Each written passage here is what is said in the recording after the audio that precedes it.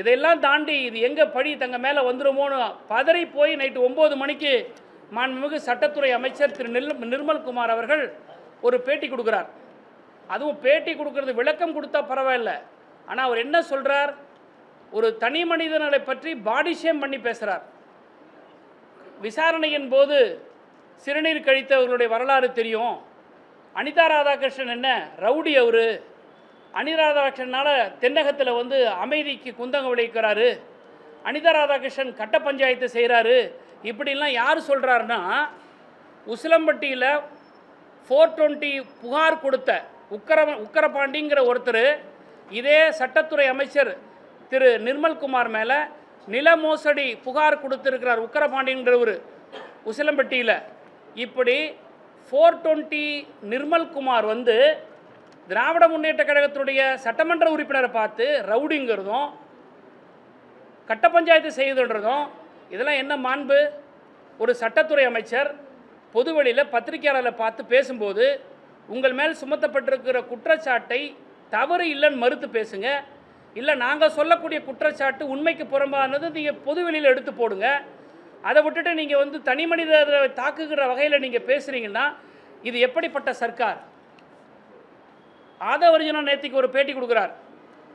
கரூரில் நடந்த சம்பவத்திற்கு கொன்று குவித்த கட்சி திராவிட முன்னேற்ற கழகம், கொன்று குவித்தவர் என்று எங்கள் தலைவருடைய பேரை சொல்கிறார். இது எந்த விதத்தில் நியாயம்? அப்போ அவதூறாக பேசக்கூடிய அந்த ஆதவ் அர்ஜுனா ஏன் கைது பண்ணாமல் இன்னும் வேடிக்கை பார்த்துட்டு இருக்குது?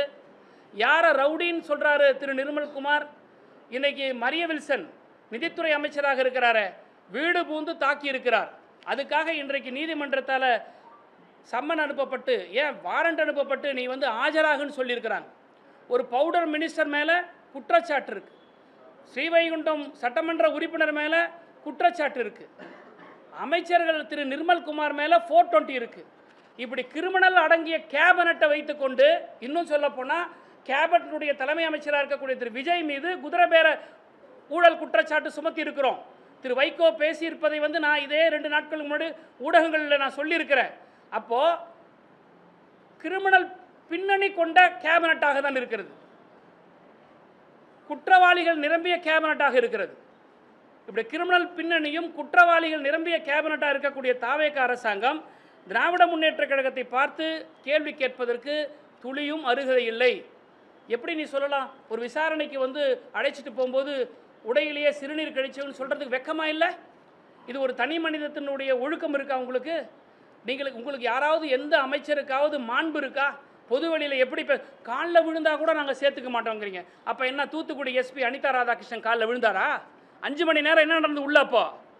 அப்போ என்ன செஞ்சு எங்கே கீழே விழுந்து விஜயபாஸ்கரை கட்சியில் சேர்த்துருக்கீங்க? இன்னைக்கு நேற்றுக்கு ஓஎஸ் மணியன் அதிமுகவை சேர்ந்த சட்டமன்ற உறுப்பினர் முன்னாள் அமைச்சர் ஓஎஸ் மணியன் சொல்லியிருக்கிறார், விஜயபாஸ்கர் என்னை கூப்பிட்டாரு, வாங்க உங்களுக்கு அமைச்சர் பதவி தரேன், அமைச்சர் பதவி நீயே வச்சுக்கோ, நான் வரலன்னு சொல்லி ஓஎஸ் மணியன் சொல்லியிருக்கிறார். யார் இந்த குற்றச்சாட்டுகளை செய்கிறாங்க? யார் இந்த குதிரை பேரலை செய்கிறாங்க? திராவிட முன்னேற்ற கழகம் இருக்கிறது 54 சட்டமன்ற உறுப்பினர்கள். ஒரு எம்எல்ஏவோ 2 எம்எல்ஏ 7 எம்எல்ஏவோ வாங்குறதுனால எப்படி ஆட்சி அமைக்க முடியும்? இந்த அடிப்படை புரிதல் கூட இல்லாமல் தாவேக்கானுடைய அமைச்சர்கள்லாம் பேசுவது என்பது இது வடிகட்டிய பொய். இது